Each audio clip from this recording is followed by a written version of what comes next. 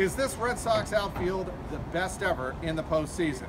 My name is Mike Petraglia, this is Nick Quaglia, and this Red Sox World Series report is brought to you by 1in100. Go to 1in100.co now and register for your chance to win in a raffle tickets to the 2018 World Series here at Fenway Park, as well as tickets to some of the best sports and concert events in town. All right, the trio of Mookie Betts, Jackie Bradley Jr., and Andrew Benintendi. I'm going to make the argument right here, right now, Nick Quaglia. This is the best they've ever had. It's the best outfield they've ever had. And something that I found crazy during the ALCS was when it was either Ron Darling or Brian Anderson who said, is this Red Sox outfield on the cusp of being elite?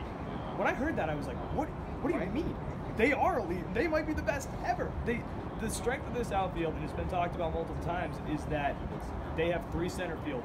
Let's talk about that phenomenal catch in Game 4 when the Red Sox took that Alex Bregman bases loaded.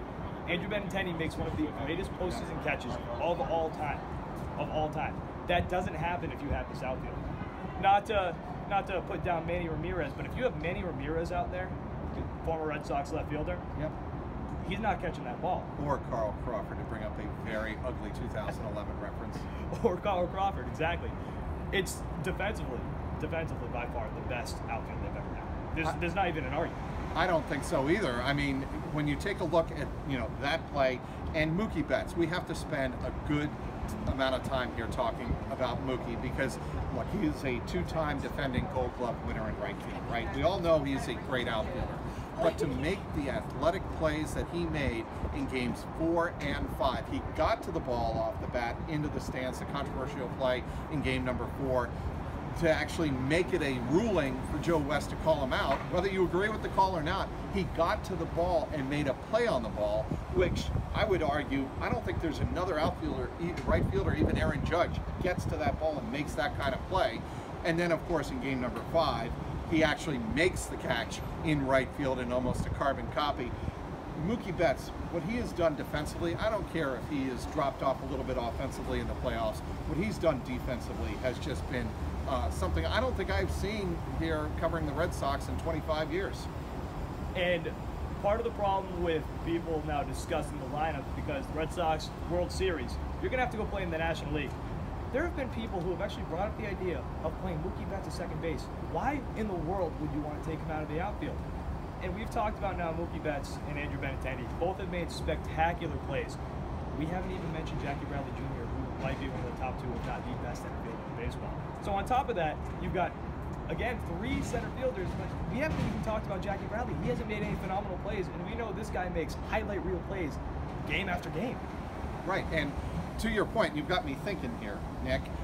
Why don't you put J.D. Martinez at first base? That's another thing I heard too.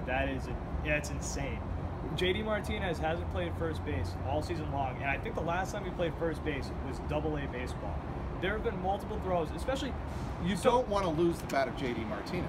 You don't want to lose the bat of J.D. Martinez, which is fine. Put him over at left field. If you have to sit somebody like Jackie Bradley Jr., you have to. My issue with that, with J.D. Martinez playing first base, is maybe I would even consider it, maybe 2% chance I consider that, if you had a solid third baseman like, let's say, 2007 Mike Roll. But you've got Rafael Devers and Eduardo Nunez over at third base who are airmailing the ball, making Steve Pearce go into splits every other play. Fair point. J.D. Martinez isn't going to be able to do that. Probably that final play in Yankee Stadium, let's say that J.D. Martinez is on first, that ball probably in the stands or in the dugout or in the pivot. Well, what could also obviously happen, Nick, is you start with maybe Jackie Bradley Jr. not in the outfield starting lineup, right, because of his bat, but he comes in later in the game as a defensive replacement. And by later in the game, we're not talking 7th or 8th inning. We could say even 5th or 6th inning. Yeah, it all depends on the score, too. It all depends on the score, because you're not going to want, in doing that, you're going to have to take somebody else out, whether it be Mookie Betts, Andrew Benintendi, or J.D. Martinez. And we brought it up multiple times on this video. The 3 center fielders thing, it's such a great thing to have. It's a good problem to have, because if you take out Jackie Bradley Jr., you can put Andrew Benintendi or Mookie Betts in center field and be just fine. Like that's how good this outfield is. I don't see how you can argue that they're not the best Red Sox outfield of all time. Maybe one of the best outfields of all time in Major League Baseball history.